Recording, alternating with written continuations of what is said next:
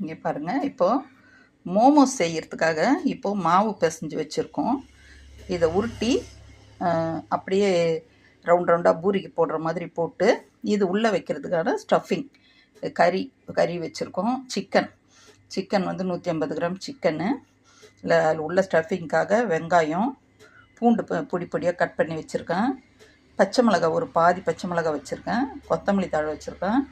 அதுக்கப்புறம் நம்ம pepper chicken masala, நம்மளோட மகராசி பெப்பர் சிக்கன் மசாலா வச்சுருக்கேன். அதுக்கப்புறம் சால்ட்டு வச்சுருக்கேன். ஓகேங்களா, சால்ட் இருக்குது. இப்போ என்ன செய்யணும்னா, இப்போ இந்த கறியை வந்து நல்லா வந்து அரைச்சிடணும்.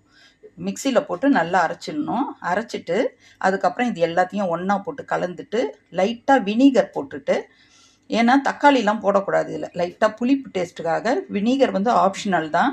உங்களுக்கு வினிகர் இருந்தால் போடுங்க, இல்லைனாலும் பரவாயில்ல. அதுக்கப்புறம் இந்த மாவை நல்லா திரட்டி அதுக்கப்புறம் இது உள்ள ஸ்டஃபிங் வச்சு அதுக்கு பாயில் பண்ணி எடுக்க வேண்டியது தான். ஓகேவா, அது மாதிரி செய்தால் சூப்பரான நமக்கு மோமோஸ் ரெடி. நான் செய்து காமிக்கிறேன், நீங்கள் அதே மாதிரி நீங்கள் செய்யுங்க. நம்மக்கிட்ட மோமோஸ் மாவும் இருக்குது, இந்த பெப்பர் சிக்கன் மசாலாவும் நம்மகிட்ட இருக்குது. ஓகேங்களா, வேணுன்றவங்க நீங்கள் ஆர்டர் பண்ணிக்கலாம். ஓகேவா, தேங்க்யூ. இப்போ பாருங்கள், கறி அரைச்சாச்சு. நம்ம கறி அரைச்சிட்டு வந்துட்டோம். அதுக்கப்புறம் இப்போ இதெல்லாம் பொழுக்க லைட்டாக இது கூட வந்து சால்ட்டு போட்டுக்கலாம். சால்ட்டு, அதுக்கப்புறம் இது கூட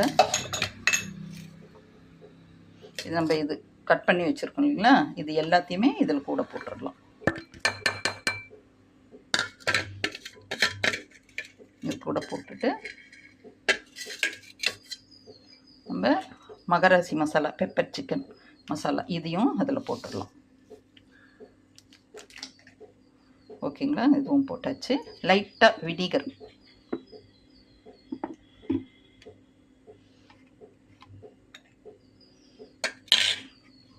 லைட்டாக ஒரு 1/2 டீஸ்பூன் அளவுக்கு வினிகர் போட்டுக்கலாம்.